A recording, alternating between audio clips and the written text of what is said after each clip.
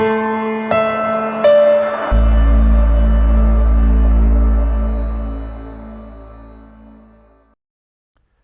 guest today is Fred Butler, the Senior Director for Industry Strategy and Solutions at DocuSign. Fred, thanks so much for taking the time to join me. Thank you very much for having me, Justin. Let me set a little context for our discussion today. We've talked ad nauseum about the pandemic and the way it's changed agencies' work, so we're not going to repeat all the ways that this new normal or that will never go back to pre-COVID. What we will talk about today, however, is how agencies have the opportunity to rethink how they deliver services to citizens based on what they've learned over the past 2 years, and maybe more importantly, what their customers have come to expect. From President Joe Biden's executive order on customer service to a new focus on 5 life experiences, including retirement, recovering from a disaster, and transitioning to civilian life from military, agencies are rethinking what services need to look like. And a big piece of reimagining federal services is moving off paper documents, taking advantage of cloud-based software, and easing the burden of sharing information across government. Now, some agencies, as we've seen, are more aggressive than others, adopting electronic services, particularly e-signatures. The General Services Administration, the IRS, the Securities and Exchange Commission, to name a few, are moving toward that self-service, mobile-friendly digital model. The benefits of this model are clear to those who use it. So what will it take to get others to jump on this bandwagon? Well, that's where my guest comes in. Once again, I'm joined by Fred Butler, the Senior Director for Industry Strategy and Solutions at DocuSign. Now, Fred, as I said, we're not talking pandemic. I'm tired of it, right? Absolutely. But we are going to talk what we've learned over the last few years. So what are some of those trends? What are some of the things you have learned over the last few years from agencies in terms of how they want to digitize and improve their services? Absolutely, and thank you very much again for having me. And I would agree with you that it's not just about the pandemic. It really started prior to the pandemic, and the paradigm shift that has occurred in government is really one where there needs to be a continued focus on both the customer externally and internally on the workforce. Some of the things that we're seeing is that customers are expecting to have that Amazon or Facebook experience and be able to do it anywhere in any type of way that they would like to, including mobile, as you mentioned earlier. Internally, the federal government employs more than 2 million individuals, and with individuals retiring, there's a need to ensure that there is not a loss of the institutional knowledge that the government currently has. And part of that can be improved and can be facilitated by the use of technology. An additional way is by providing opportunities to upskill and reskill across the workforce to facilitate continued improvement of individuals' career opportunities and really kind of a continued passion for meeting the needs of the public. Two roads you kind of opened up the paths to. Let's go down that first road about customer expectations. There's always that discussion, well, but the government isn't Amazon or the government isn't Facebook, so we shouldn't expect that to be the same. In many ways, I think what we're seeing is that's not necessarily the case. We do expect more. When you talk to agencies, do they understand that expectation is being put on their shoulders to act more like what we see in the private sector? The government is employed by the same individuals that are using Amazon and Facebook when they leave their workplace, and therefore they know and they have that same expectation. They also recognize that there's a unique opportunity to build on what's working and things that have improved over the last couple of years. And as they're thinking about those things and looking at other agencies that have made those shifts, they're taking those best practices and expanding them to meet the needs of their particular agency. What's a big trend maybe, or one of those things that kind of have stood out to you of taking a private sector, something that's done all the time in the private sector and apply to government? Is there anything that stands out to you from that perspective? Well, I would say that the biggest thing is really thinking about burden and the administrative burden. Facilitating workflows, something that we do regularly in business, is something that the government is doing actively to really think about what are those things that can be refined and replaced in a way that enables things to be streamlined, to be much more efficient, generating more value internal to the operations, and also improving the employees' experience of the work that they're doing on a daily basis. I just had a conversation with the DHS Chief Information Officer, and one of the things he brought up was Paperwork Reduction Act. We don't want to get into too bore our audience too much with it, but he said that he just put a challenge out to reduce the number of hours, the burden that the components across DHS do to kind of put on the public, their customers, by something like 22 million hours this year. And I think that's what you're getting to is Absolutely. you have to look at what the process today is, and then how to ease that burden. Is that what the conversations you're having? Those are absolutely part of the conversations, and as you're just bringing up that example in terms of the PRA, there are so many standard forms that are completed by government employees, by government applicants, by individuals looking to receive services from the government. And all of those processes, if they were digitized, the workflows would be streamlined. Reduction in the number of errors that were in those documents. It would reduce the time that it takes to process the documents. We're seeing examples in agencies where things that may have taken 100 hours have been reduced to a few hours in one day. And it's just about thinking about what's working and how can it be done better, differently, and once they've identified that, where else can they spread it to other opportunities in their agency? We've worked with one large agency who really was thinking about the inspections process and the applications that go along with inspections. And the reality that the information that they had was enabling potentially 2 inspectors to be at the same location conducting an inspection at the same time. Modification of their process enabled them to capture the information that they needed with one inspector and to spread that information to the various components within an agency to give each the information that they needed to do their jobs appropriately. That's a tremendous example, because I think there's probably no bigger frustration for a company, a citizen, a customer, to have, wait a minute, why do I have 2 people from, pick your agency, the FDA, the CBP, or whoever shows up at my door?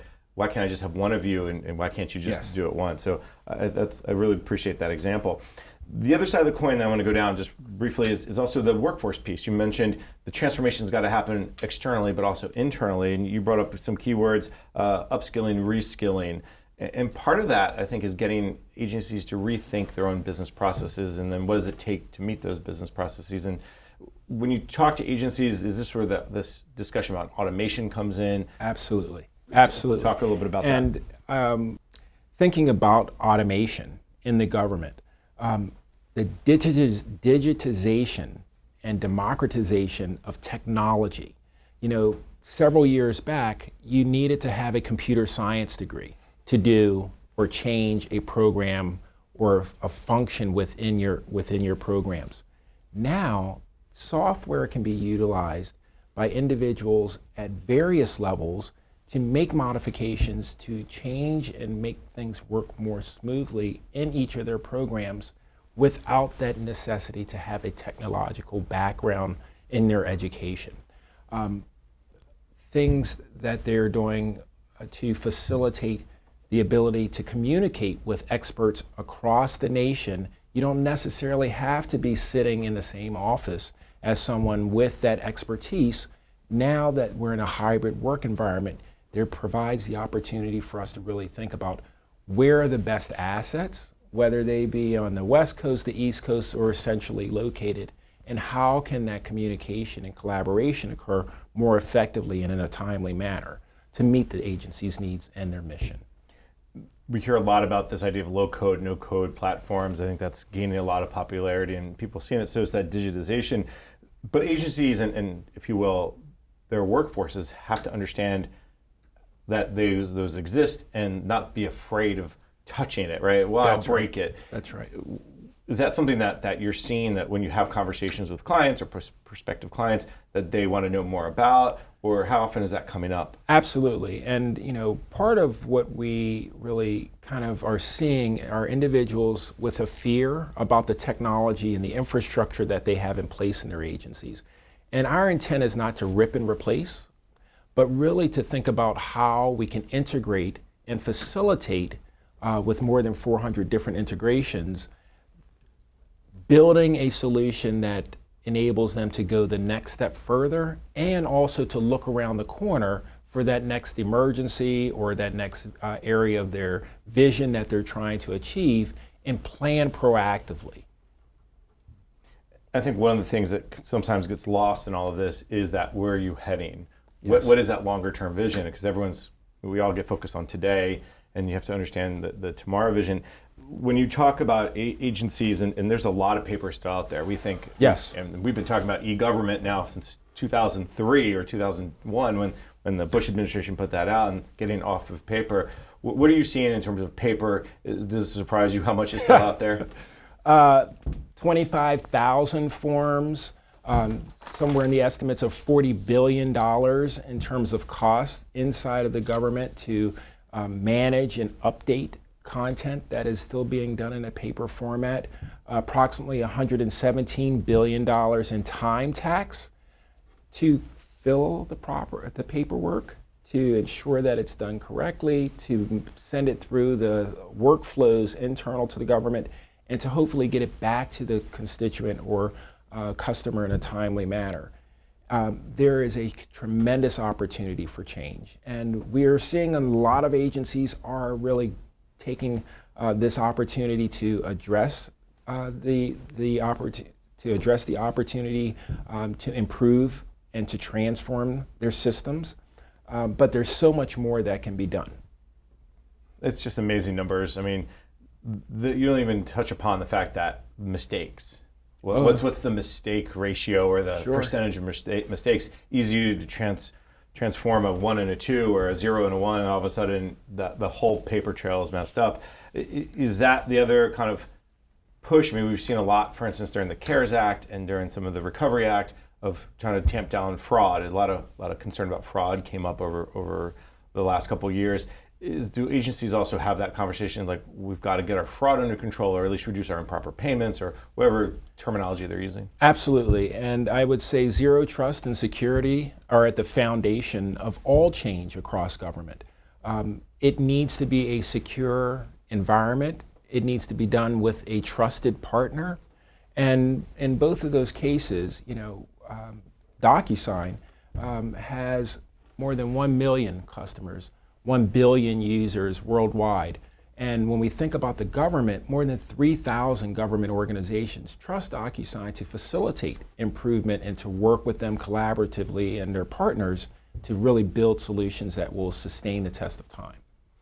I think that's something that's a lot of people probably don't realize, not just the reach of your company, but that they have to get that security piece right, because they think, if it's on the cloud or if it's an e-signature, that can't be secure. How am I going to prove that Fred Butler is the Fred Butler who signed the document? I think, but knowing that you have people that do it every day is probably reassuring. Absolutely, and I would say, along with meeting various compliance aspects of the government, being FedRAMP moderate, having impact level 4 support in terms of what we can do to support the government, being 508 compliant, ensuring that each of those areas of trust are addressed in a way that is seamless and that are constantly being improved upon to maintain that stability.